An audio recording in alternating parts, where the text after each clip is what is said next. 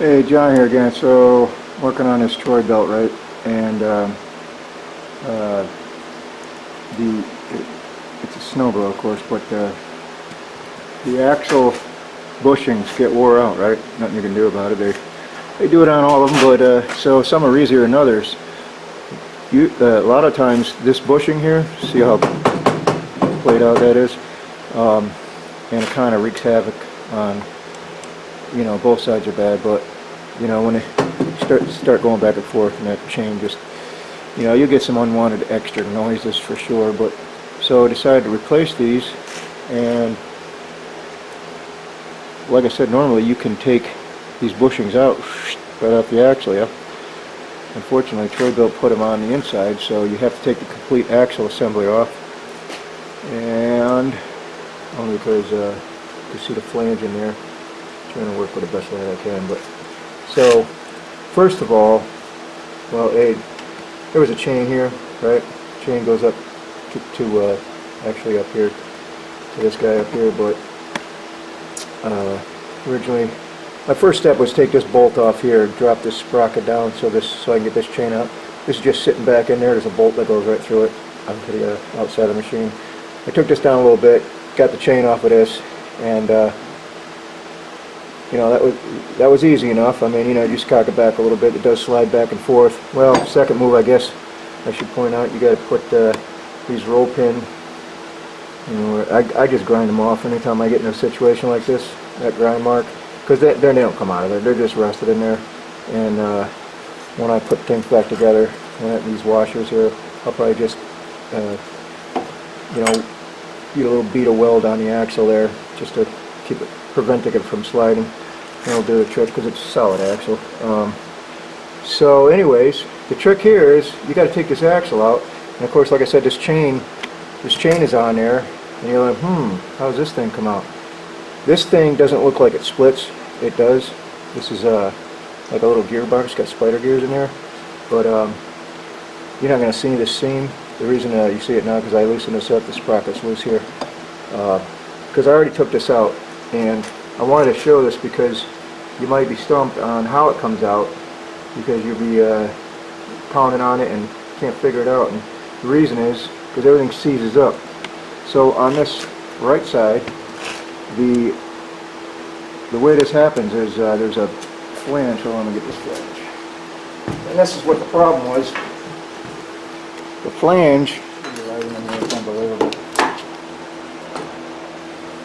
Anyways, this flange, your tire's bolted onto it, yeah?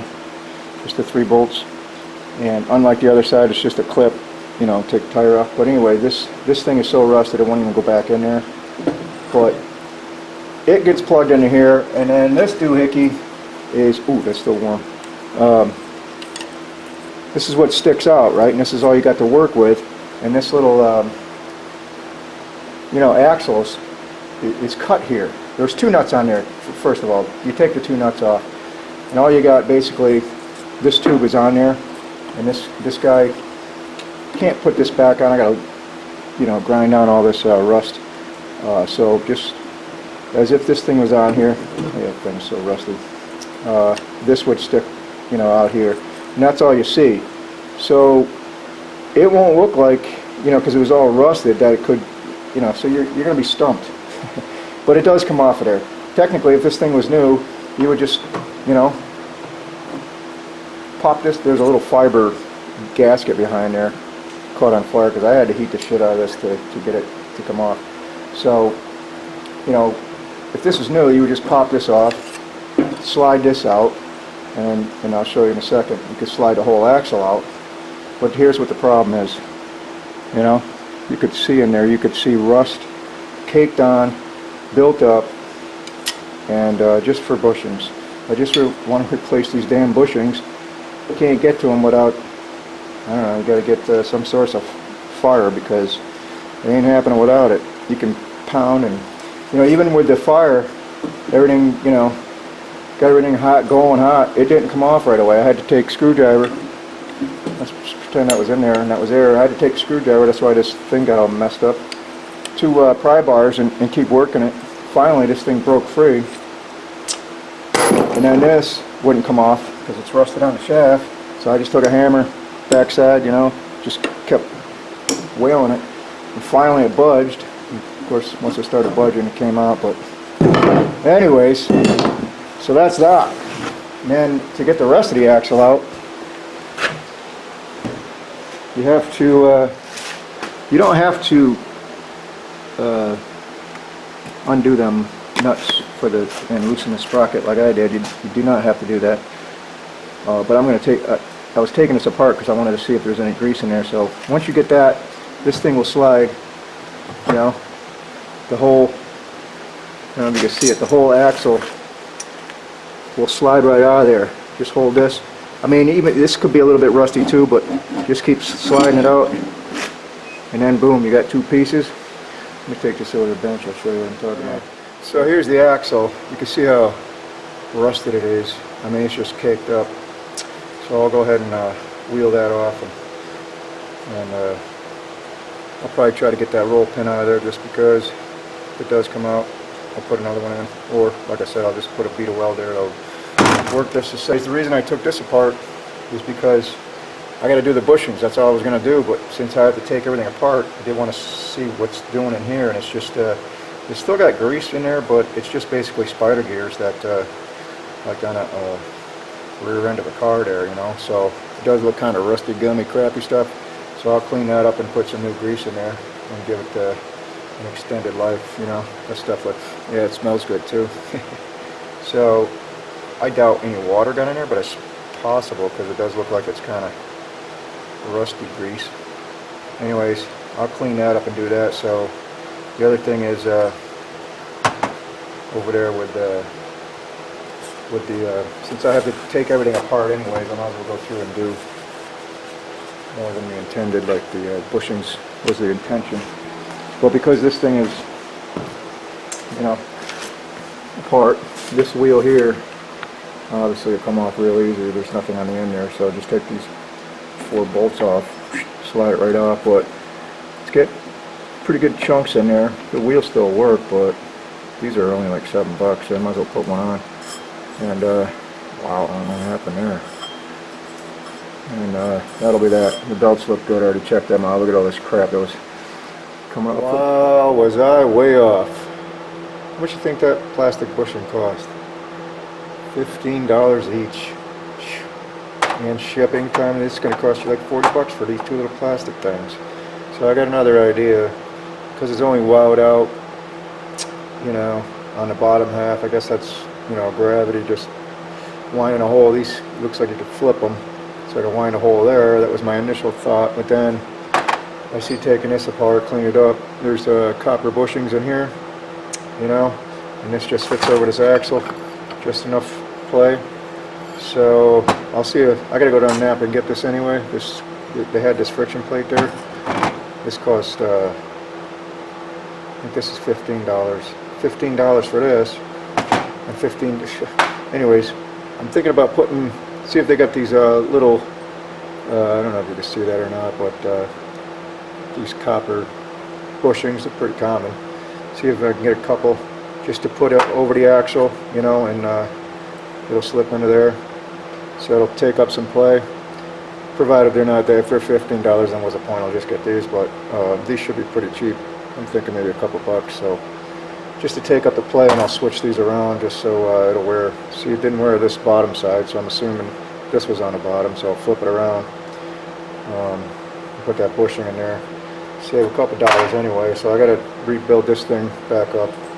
Boy, was it filthy! I got to tell you, look at the corrosion on this pin. This pin doesn't rotate or nothing, but the axle goes through here. But just I mean, just the rust on here was unbelievable. It's inside the gearbox here. I mean, it was pretty. The aluminum's all right. There's no real pitting going on. So when I put that back together, this was incredible. This this axle, the way it was, this was just so corroded with rust. And inside this guy, just the amount of rust that kept coming out of there, it's unbelievable. But now, as you can see, it fits back in there. So once everything's in and greased up and put together, I think it'll last just as long as it did before. And there was nothing wrong with the axle, don't get me wrong, everything works. So alright, so I think I know what I'm going to do. Because this thing is wowed out just on the bottom, the top still has a perfect circle. These can go in one way or the other, right? Because gravity, you know, the weight of the machine, it's always gnawing on the bottom. Okay, this is actually completely opposite what I'm talking about. The weight of the machine is sitting down, forcing the axle up, so it's wearing the top part of the bushing out. So when you flip it, you know, you'll have new material to work with.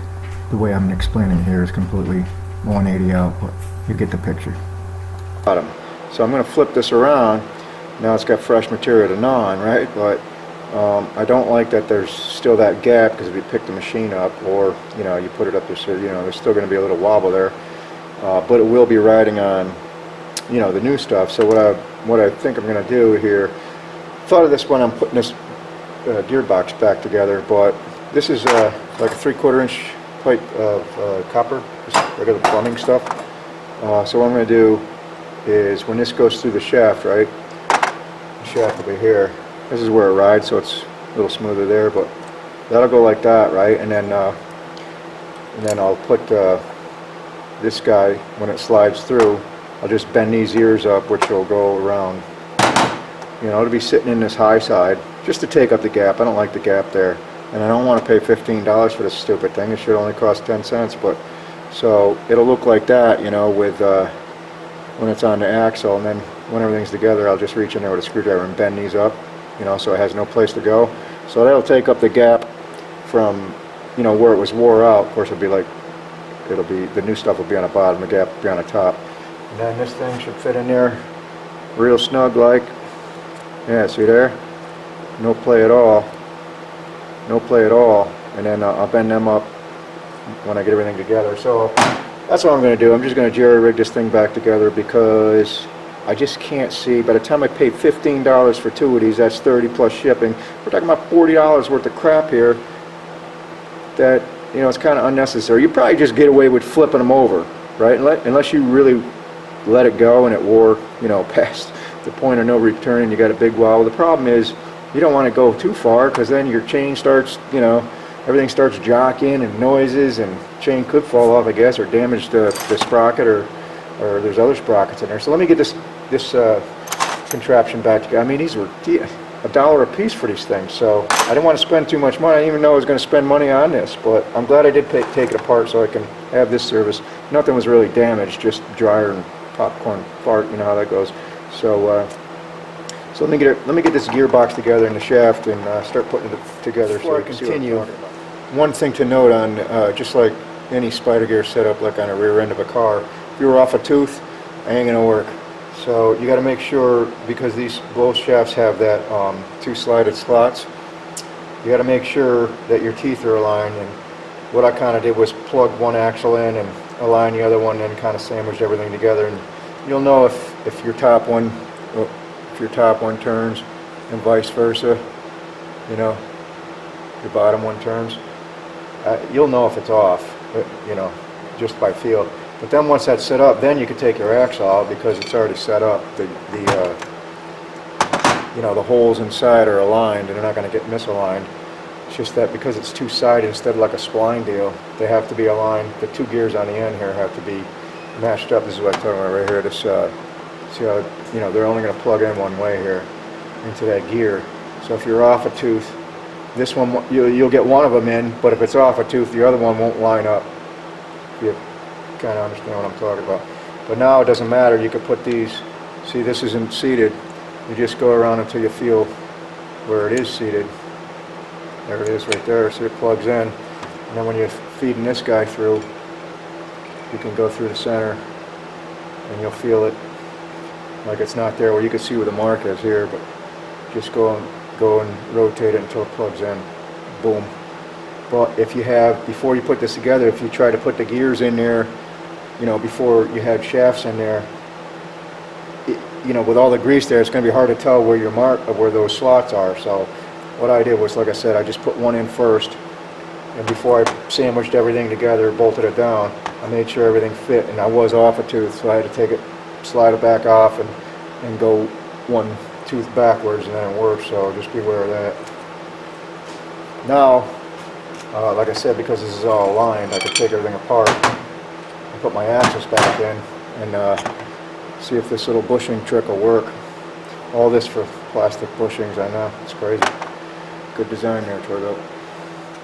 Yeah, see, this is what I was getting at here. If, let me try it this way. Swear one day I'm going to have some lighting. See, if you switch this around, this is just an additional hole for, I guess if you want to go lower or something. You might need a new chain for that, but because the wow side was up, just because when this thing's sitting on the ground, the gravity takes over, and when the shaft rotates, it was just digging a hole in the plastic that way. So instead of the wow side up, you could flip it, and because it's two-sided, it ain't gonna move. So the new fresh stuff will be up here. So you would insert it. Of course, this will be on the other side. But that's what I did here. I insert it there, and I put my little piece of, I don't know if you can see that, a little piece of copper there. It's taking up the bottom half of the slack. Then I'll, of course, this ain't together yet, but before I do that, I'll leave them unbent. So then just bend them over just so it has no place to go. Both sides, bend them over, and then hopefully, it's tight as hell right now. I'm sure that'll loosen up real quick, but that roll pin would impede on that. But once it's bent up, it'll be fine. Of course, you got to put your washers in and all this business, but I just wanted to show that right quick just before I put everything together. That was my intention. Let's wrap this up here. So everything come out good. That axle is tight as hell. I mean, there's no play at all on this thing, none whatsoever. And she actually works. So ended up, got that friction plate in there, of course, but works on this side. I left this tire off just because it's got the 3 bolts on there, the hub. So put everything back together. Both side turned, so I know I'm plugged in, and came out better than I thought. I put that roll pin in there, and everything's good to go. I mean, not a lick of play. Well, for now, until that plastic on the top wears out, but so I'm happy with that. Greased everything up, put this lid back on, call that a fix. What a roundabout way just to put bushings on, huh? These little plastic bushings, $15. You got to take the whole axle